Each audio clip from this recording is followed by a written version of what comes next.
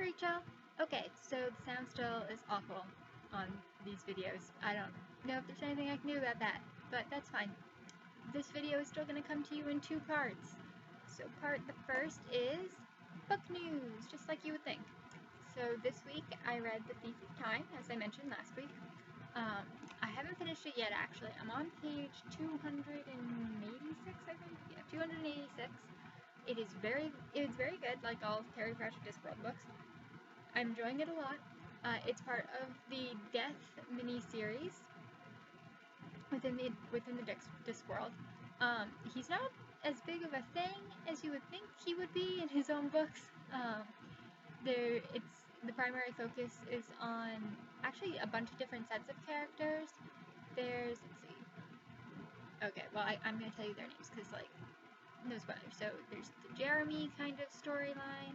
Then there's the Lucy and Lobsang storyline. Then there's Susan, Death, and then the four horsemen of the apocalypse, war, famine, death, and pestilence. But they're pretty small. Very few chapters have been devoted to them. A lot of it's focuses on Jeremy and Lucy and Lobsang.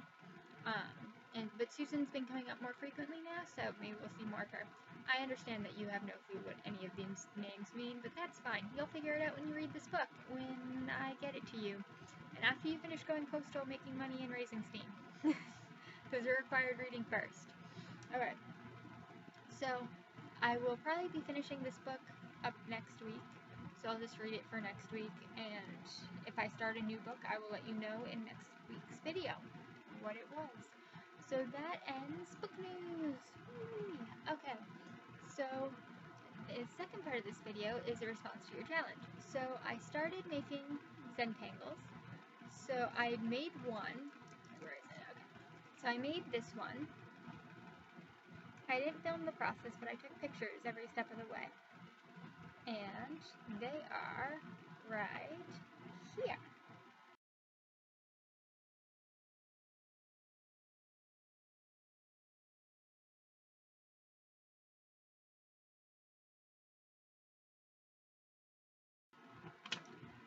Okay, so that was the process of making that Zentangle. But the next Zentangle I made, I actually filmed the process of making it, and the final product looks like this. You can see how I made it over here. Okay, so here is my first finished Zentangle. You just saw the process for making that one. And so here is the next one that I do semi-live. So we have just a bunch of semi-random lines right now. I have some markers. And I thought we would get started on coloring it in.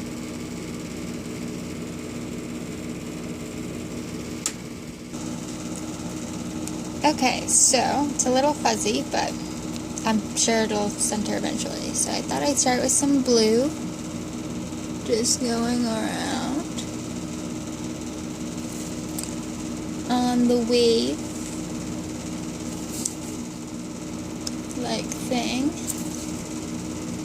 because waves are pretty cool. I'm just going to color in this whole center area.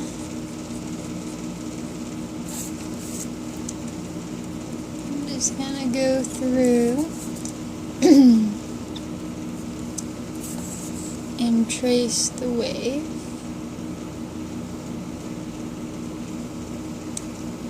In blue, and then we have a blue part of the wave. Then we're gonna go down with the blue marker and color in this bit.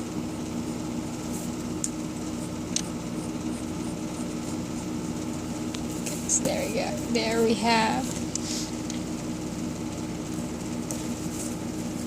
we have the first part of the wave. Alright, so then we're going to start on the explosion. I think we're going to make the explosion orange.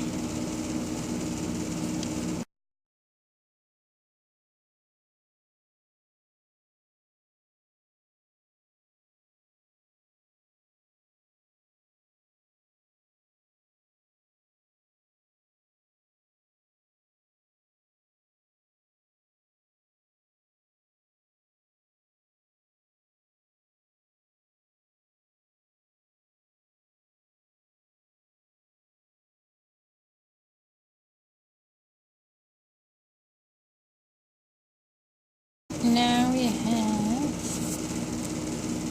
an orange explosion coming out of the wave, which is a little hard to see, but it's there. Then we can do some patterns on the below ground, below the ocean. So I think I'm going to do maybe some dots.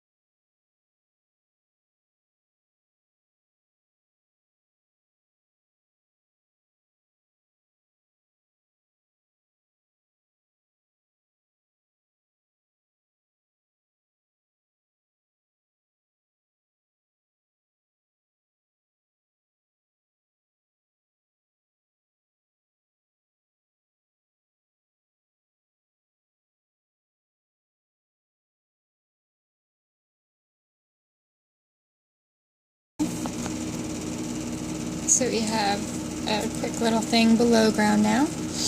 Let's do above ground.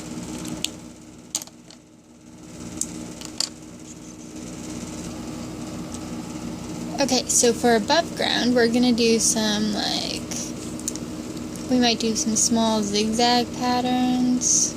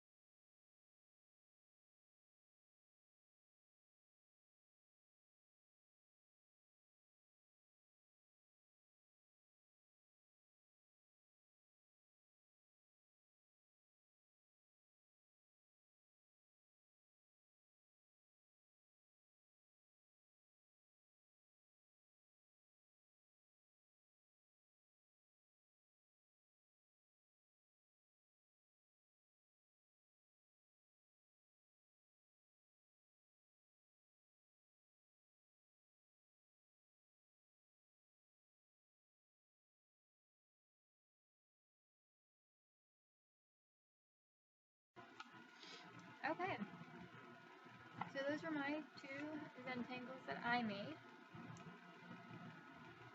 And that concludes the second part of this video. So, the third previously unannounced part was, I really enjoyed your last video. I liked seeing all the book stacks. I liked seeing Grandma in the video. That was super cool. And I thought your book stack poetry was really fun and inventive. It was totally worth having you destroy dining room table. You can't say otherwise. It was totally worth it. So that about wraps it up for me. I will catch you later. Bye!